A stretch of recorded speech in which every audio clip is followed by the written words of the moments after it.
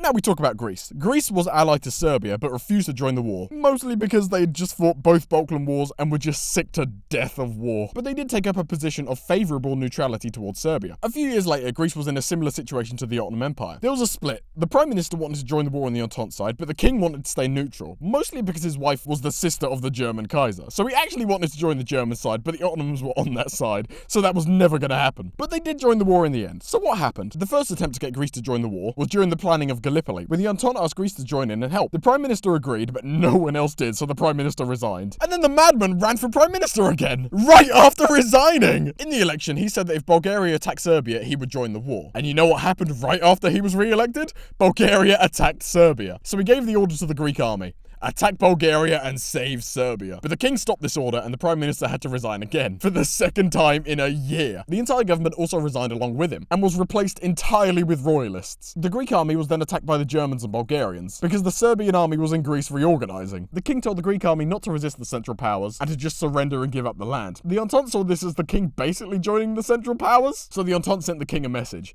if you're not going to use your army, you can't have it. Disband it right now. The king refused to disband his army, because in the middle of the largest war in history to date, disbanding your entire army is akin to a nation committing suicide. So in response to the King of Greece not doing whatever they say, Britain and France landed marines in Greece, forcing the king to flee the country, leaving his second son on the throne, who agreed that the Central Powers was stupid, reuniting his country and joining the war on the Entente side a few days later.